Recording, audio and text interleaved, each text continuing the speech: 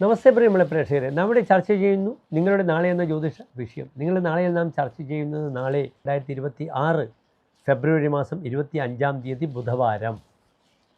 ബുധവാരത്തിന് സൗമ്യവാരം എന്ന് പറയും. ബോധനൻ, സൗമ്യൻ, ഇതൊക്കെ ബുധൻ്റെ പര്യായങ്ങളാണ്. ചന്ദ്രപുത്രനാണ്. നാളെ സൂര്യോദയം തൃശ്ശൂരിൽ കാലത്ത് 6:45, അസ്തമയം വൈകിട്ട് 6:31. നാളത്തെ രാഹുകാലം ബുധനാഴ്ച നിങ്ങൾക്കറിയാം, 12 മുതൽ 1:30 വരെയുള്ള സമയം.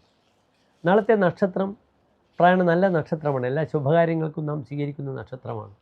രോഹിണി നക്ഷത്രമാണ്.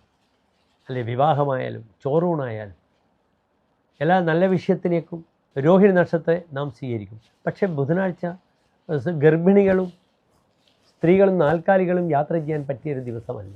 നാളത്തെ തിഥി വെളുത്തപക്ഷത്തിലെ നവമി തിഥിയാണ്. ചന്ദ്രൻ ബലവാനായി വരികയാണ്. പക്ഷെ നവമി ഒരു റിക്താതിഥിയാണ്, ഒഴിഞ്ഞ തിഥിയാണ്.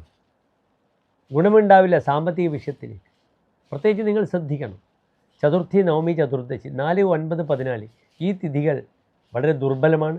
സാമ്പത്തികമായ ബെനിഫിറ്റ് തരില്ല. തിഥികൾ ദുർബലമാണ്. ഭൂരിശ്രീ വിഭവ തിഥി ശ്രവണത. തിഥിയെ കൊണ്ട് നാം ഉദ്ദേശിക്കുന്നത് എന്താണ്? സമ്പത്താണ്. അതിനാൽ സാമ്പത്തിക വിഷയങ്ങൾക്ക് നാളത്തെ ദിനം ഗുണമല്ല. നാളെ ഉച്ചയ്ക്ക് 1:30 മുതൽ മകേരിയൻ നക്ഷത്രമാണ്. എൻ്റെ പ്രിയപ്പെട്ട പ്രേക്ഷകർക്ക് നാളെ വളരെ വൃത്തിയായി എന്ത് ചെയ്യാം? കാലത്ത് ശ്രീകൃഷ്ണ ക്ഷേത്രത്തിൽ തുളസിമാല പാൽപ്പായസം ചെയ്യാം. ചെറിയ കുഞ്ഞുങ്ങൾക്ക് വെണ്ണ നിവേദ്യം സമർപ്പിക്കുന്നത് വളരെ നല്ലതാണ്. അപ്രകാരം തന്നെ വൈകിട്ട് ഭൂമിപരമായ വിഷയങ്ങൾക്ക്, ഭൂമി വിൽപ്പനയൊക്കെ വേണമെങ്കിൽ നിങ്ങൾ ഭൂമി പൂജിക്കാൻ നല്ല ദിവസമാണ്.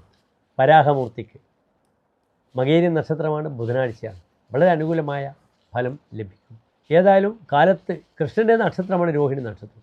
ബുധൻ ദശാവതാരങ്ങളെ സൂചിപ്പിക്കുന്നു. അതിനാൽ കൃഷ്ണക്ഷേത്ര ദർശനം വളരെ എൻ്റെ പ്രിയപ്പെട്ട പ്രേക്ഷകർക്ക് അനുകൂലമായി വർത്തിക്കുന്നതാണ്. ശുഭമുഹൂർത്തങ്ങൾ വേണമെങ്കിൽ ഉച്ചയ്ക്ക് 1:45 മുതൽ 2:45 വരെയുള്ള സമയം വളരെ അനുകൂലമാണ്. മകേരിയൻ നക്ഷത്രമാണ്. വെളുത്തപക്ഷത്തിലെ ശക്തമായ മകേരിയമല്ലേ. എല്ലാ പ്രിയപ്പെട്ട പ്രേക്ഷകർക്കും ശോഭനമായ നല്ലൊരു നാളെ പ്രാർത്ഥിക്കുന്നു. നന്ദി, നമസ്തേ.